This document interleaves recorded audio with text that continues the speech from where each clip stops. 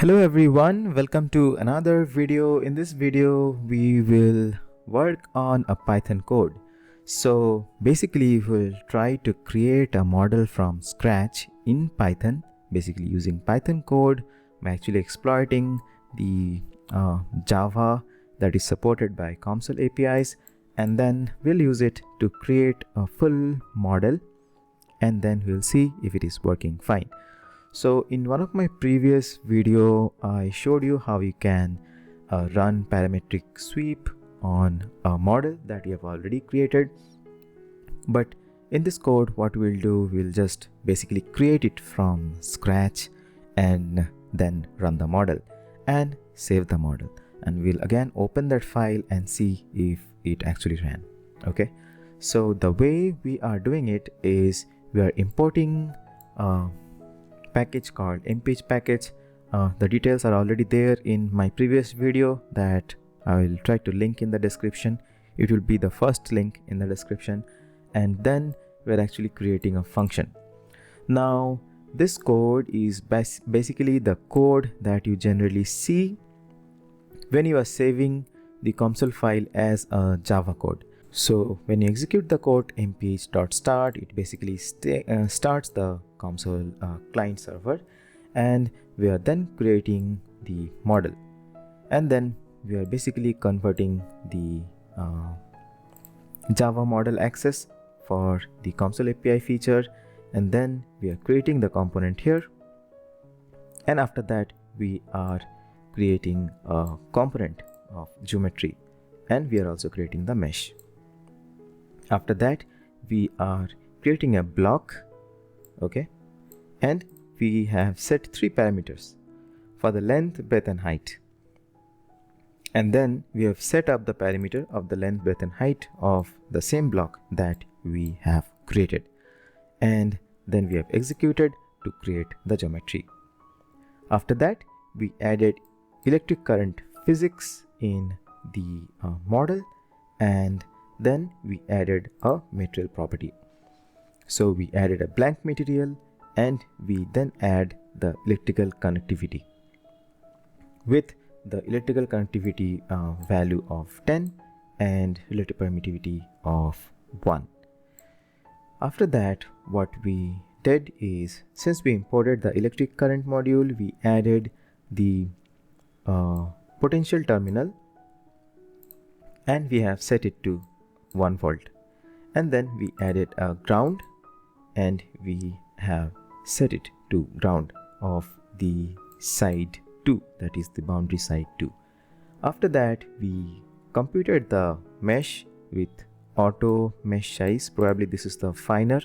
We'll just run and check, and then we created a study, basically a stationary study which contains only the electric current physics, and then the solution steps are created. Note that you don't need to actually type this command. You can just copy and modify from the Java file that you save after creating the COMSOL file, and then you get a reference, and then you can just modify depending on your code.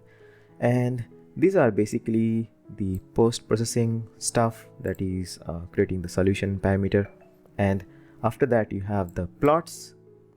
So I don't need to go into details of this plot. And then after this, what we have is you have to create the run command. So till now we were creating the model file, we haven't ran the file, so now we are running the file, and then we are saving the file as a mph file after it ran. Okay, and this is the function that we create, and we are calling it as run. So when you run the code, it actually saves the mph file in the folder. So let me show you how it works. So I'll just open the folder. So this is the code that is here, and as you can see, I don't have any mph file. Now if I run this code in this folder, and if I open this folder, so you'll see that yeah, there should be, yes, you can see that a mph file is created, and this is actually solved. As you can see, the file size is quite large, more than an MB.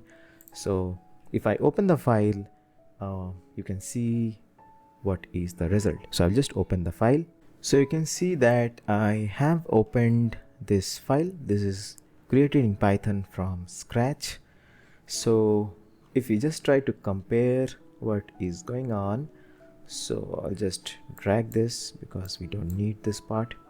So what we have, we created the component 1. So as you can see, component 1, and then we created a geometry 1. So this is geometry 1, and inside the geometry we created a block, so blk1, okay, block 1. And if I click on the parameter, you can see that these are the 3 parameters that we created. So 10 centimeter, 2 centimeter, and 1 centimeter, as you can see here. Okay, and after that, even in the block, these values are written. So since we have written set, so in the size, these 3 values are there. So the geometry part is done. After that, if you look at the material property, so in the material property, as you can see, we have these 2 values, that is the connectivity and relative permittivity. So these are set to 10 and 1, as you can see here.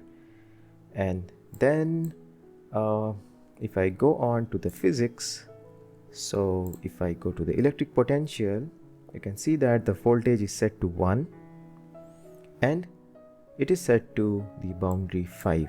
So here you can see it is 5. So it is on this side. Okay. Similarly, if you look at the ground is set to 2.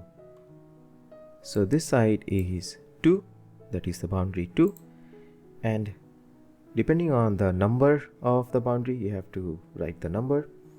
And after that, if we see, then what we did is we just created the mesh.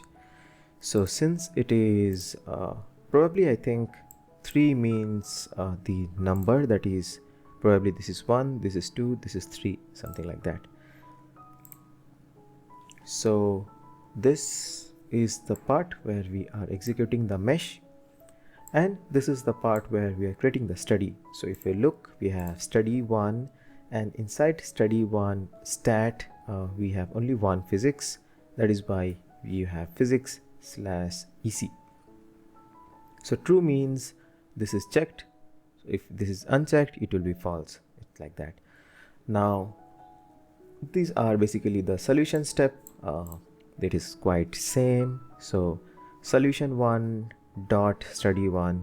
So here you can just see the tags and you can understand what is going on. So you can just open up all this. So FC1, S1, these are like, so this is S1 and this is FC1, and this is how these are named. So fully coupled, etc., all these things, all these are properties of the subtree. So this is the main tree, this is the sub branch, this is the sub branch of S1. It's like that. Okay, now after that, these are basically the plot groups. Since it's written result.create pg1 plot group 3D, so what it means is it creates a plot group 3D for the this thing, pg1, as you can see it here. Okay, similarly there are different settings and the variables, those are there for this plot, multi-slice and stuff, since you need to mention all the values. So I will not go into details of this. So, and then you have the run command and it is saving the file. Okay, so this is how it works. By the way, if you need to copy a code, let's say I have this, and if I click on copy code and click on get, and let's say I just want to paste this, so this is how you can get the code. So whatever function you click, you can just right click and you can just click to get the code. Similarly in the ground, if I click the get, and let's say I just paste, so automatically you can get this command. You don't have to type the details. So model1 dot component1 physics and then ground. So this is how you can get the name of the exact function, and then you have to write the values. So this is how we created the code in Python. Now this is not directly just modifying the Java code. There are some changes that you need to add. For example, in the Java code you will see that these brackets are not there, right? It is generally model.component.create and you have the file. But here are some modification, and I think these could be useful if you are working on projects that involve multiple software. In that case, you can directly run a particular model, convert it into Python, and then execute some other code of some other tool within the same Python file. I think that may be helpful if you are working on tools that may require application of separate tools for separate project, and then combining all of them into one. So this is how it works. Now you might wonder that okay, so if I click on multi-slice and just click on get and just paste this, so I just have this code. But what about the details? For example, inside the multi-slice, as you can see that I have the expression and stuff. For example, this is the expression, right, of the multi-slice. So as you can see, it is written here. So can I get it automatically? There is a way you can get it. So let's say in the multi-slice, I just click on copy as code to clipboard, and if I click on select all, and then if I just paste it, you can see that all the details are also pasted here. So you can extract the details of a plot, and then in some other model you can paste the exact details of that particular plot. These are very helpful in particular cases. So I'll tell you one of the case where this could be super useful. Let's say you have done some kind of a plot and you want to keep the consistency of the camera or the plot in whatever presentation you are doing. So what you can do, if you go to view and just click on camera, and you have all the details of the camera, so it is super hard to just copy everything. You can also lock. I just forgot where is the button, but there is generally a button to lock the camera and stuff. But what more you can do, you can just right click, copy as code to clipboard, you can click on select all, and if you just paste this, then you have all the details of the camera components. So you can just save it in a file. Maybe if you want to share this to one of your colleagues to get the exact camera angle and stuff, that also you can do easily, so that you have the exact camera angle. So these are few of the application of this kind of stuff. So I thought, why not share it? These sometimes help depending on the type of work you are doing. So I will also link the older video of my Python COMSOL tutorial in the description. Do check it out if you find this interesting, and do subscribe to my channel if this kind of tutorial help, and also comment what more kind of tutorial you would like to watch. Thank you and have a nice day ahead.